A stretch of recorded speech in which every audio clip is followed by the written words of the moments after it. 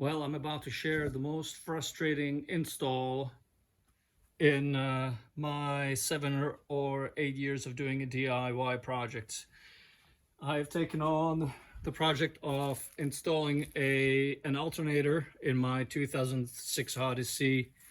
It died after 220,000 miles and almost 18 years. So really great performance, but it has been one of the most frustrating experiences putting the alternator back in.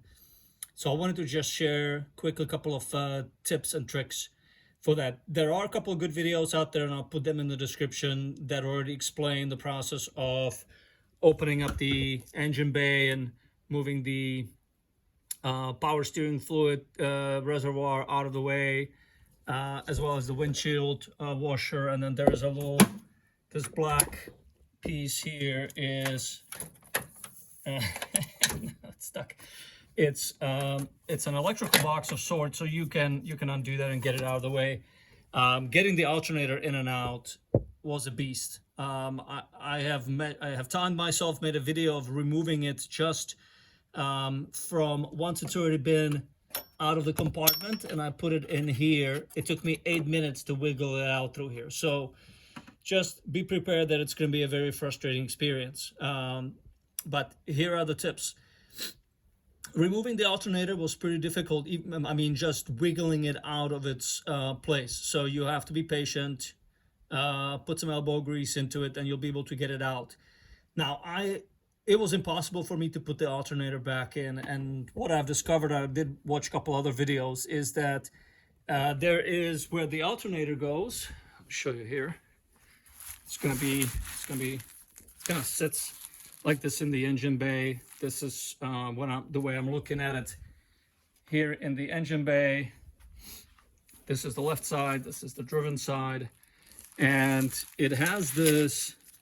There are two bolts in here. This is a 12 millimeter that goes up here, and then a 14 millimeter that goes down here. Now there is you can see it here as well. There's a little dowel here, and same one on the other side, and same system is on the receptacle where the arm sits, kind of the female part, if you will. There's a dowel that's like that on one side and also on the other side of the receptacle. So what I found out is when I just went in there with my thumb is the right hand side wasn't an issue, but where this thing goes, or in the receptacle part, there's a dowel here that comes out, and that dowel was recessed, that was pushed in. So I had to use a crowbar, but there are other videos that show maybe a little bit better way of moving it out. Anyway, as soon as I pushed it back, I was able to finally slide the alternator in, and even then it took a while to position the bolt correctly. So I've actually used this little screwdriver to feel through the hole to make sure to see where I'm getting aligned, and I could tell that I wasn't as far in toward the engine bay as I had to be.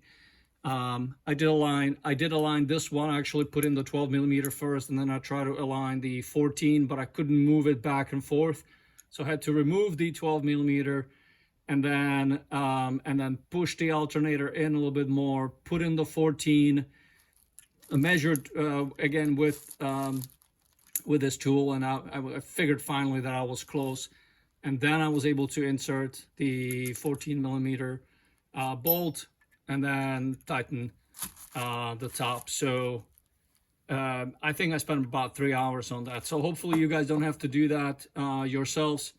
Also highly recommend get a new belt if you already at it. They're relatively inexpensive, $45, $50. You know, that's nothing compared to what the alternator costs, almost $500.